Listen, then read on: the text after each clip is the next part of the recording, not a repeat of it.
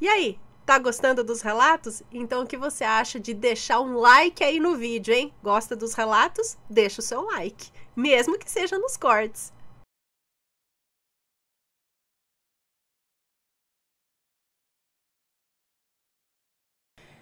Eles não nos queriam na casa.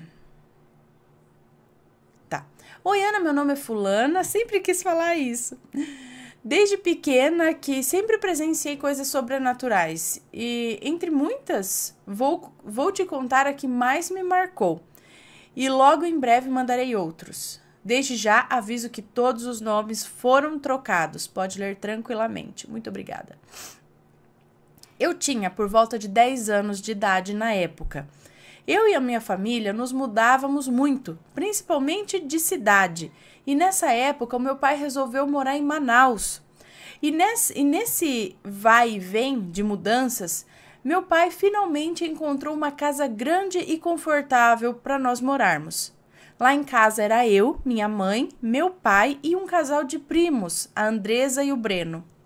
No dia que nos mudamos para tal casa, lembro que no exato momento que chegamos na casa, a Andresa reparou que tinha uma estrela dourada de 6 pontas em cima da porta principal e olhou dizendo que estava sentindo o cheiro da avó dela, que havia falecido há muitos anos atrás.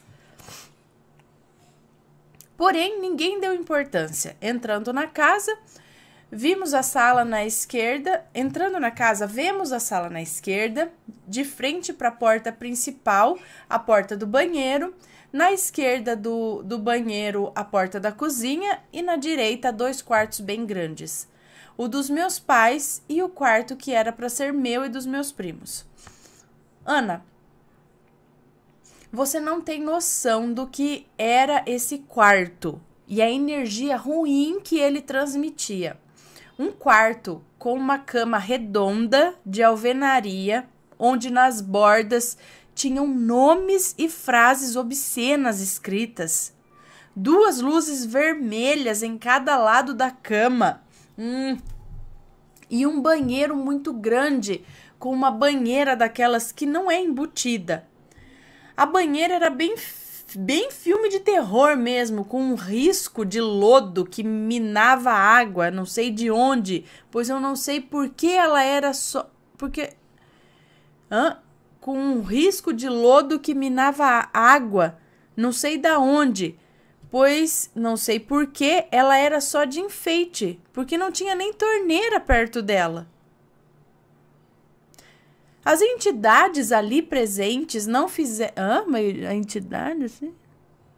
Já a entidade? As entidades ali presentes não fizeram nem cerimônia e não esperaram nem 2 minutos para se manifestarem. E o meu pai, bem incrédulo, foi o primeiro escolhido. Logo vi ele brigando com a minha mãe, afirmando que ela tinha puxado ele para trás enquanto ele colocava a máquina de lavar no lugar, acusando ela de querer que ele se machucasse gravemente, já que ele estava com a máquina nos braços. No dia seguinte, ao acordar, um grito do meu primo que diz que tinha uma mulher negra de cabelos loiros e encaracolados olhando para ele na hora que ele acordou. Meu pai brigou com ele, disse que ele estava sonhando ainda.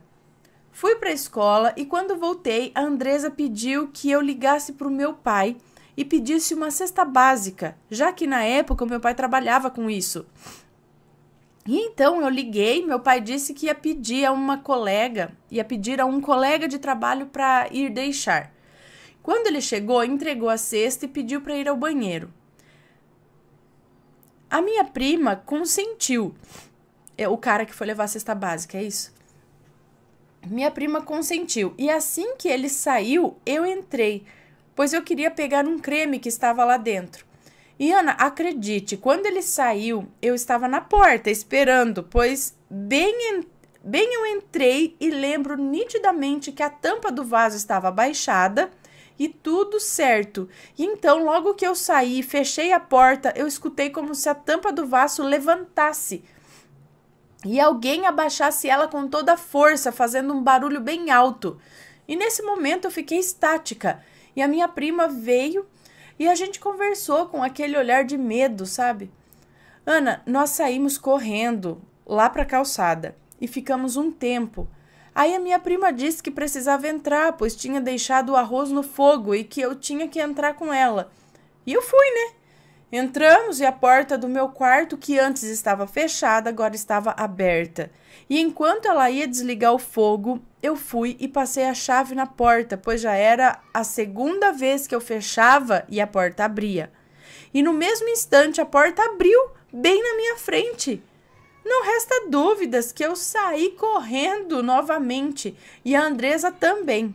Ficamos na calçada por horas. Para você ter uma ideia, choveu muito, pois em Manaus chove todos os dias. E aí nós subimos para a parte de cima da casa. Para a parte de cima da casa, onde tinha um salão enorme que cobria toda a área construída da casa. Nós subimos porque a escada era pelo lado de fora e não precisaria passar pela casa. E então ficamos lá até perto do anoitecer e descemos novamente para a rua até minha mãe chegar do trabalho. Só quando a minha mãe chegou do trabalho, é isso. Quando ela chegou, contamos tudo para ela. Eu implorava que eu não queria mais ficar naquela casa e a minha mãe, vendo o nosso espanto, acreditou na gente. Mas disse que não ia voltar para outra casa, pois o meu pai não ia aceitar. E então a gente ficou sentada na área externa da frente da casa. E já era por volta das 11 da noite quando, do nada, o portão da garagem, que era de correr, abriu, mas numa velocidade e com uma força tão grande que ele bateu e voltou fechando novamente. O barulho foi enorme, nós nos assustamos e eu corri para ver se era alguém na rua. E não era ninguém, não tinha ninguém na rua.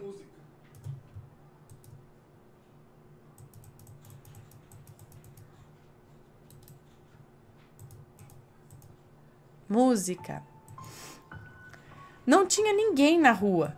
Não tinha nem como se esconder. E aí a minha mãe se assustou e começou a colocar os móveis para fora. Quando meu pai e o meu primo chegaram e viram colchões, malas, redes e o mais necessário do lado de fora, logo entenderam o que havia acontecido. E a minha mãe disse que se ele quisesse a casa era toda dele, mas que nem ela e nem eu e os meus primos ficariam mais lá. Meu pai colocou o que dava na Fiorino e nós voltamos para a pequena kitnet. Por muito tempo eu tive pesadelos com aquela casa. Nós passamos cerca de 2 meses para encontrar uma nova casa e as nossas coisas permaneciam lá, até que quando encontramos, voltamos na casa para buscar o que ainda faltava. E eu, muito curiosa, fui até a vizinha da frente, que estava observando a mudança, e perguntei a ela quem eram os antigos moradores. E ela disse: "Minha filha, ninguém para nessa casa. Há alguns anos atrás isso foi um bordel, e a dona do bordel mexia com magia negra. Desde então, todos que entram não passam muito e vão embora." Aí eu entendi. Bom, Ana, esse foi o meu relato. Fico muito feliz de compartilhar com você e todos os assombrados. Desculpa o tamanho, mas era necessário para o entendimento. Manda um beijo para mim e para minha namorada. Nós amamos você e, claro, beijos para você, para o Matheus e as crianças. Então, beijo aí para vocês. Beijos aí para todos. E olha só, a hora que você falou que a câmera é redonda, tinha a luz vermelha em volta, umas coisas escritas em volta, isso aí era... E essa banheira que não tinha água que entrava nela? Pra que usava essa banheira? Bom, tinha encanamento pelo menos ou nem encanamento? Mas que coisa, então vá saber o que era feito lá, né? Pra ficar uma coisa assim, uma força, uma energia ruim. Não dá pra ficar nesses lugares, não. Deixa eu anotar aqui que eu contei. Me conta, gostou do relato? Então o que você acha de deixar um comentário aqui embaixo, sempre com respeito, por favor. Além do like, é claro.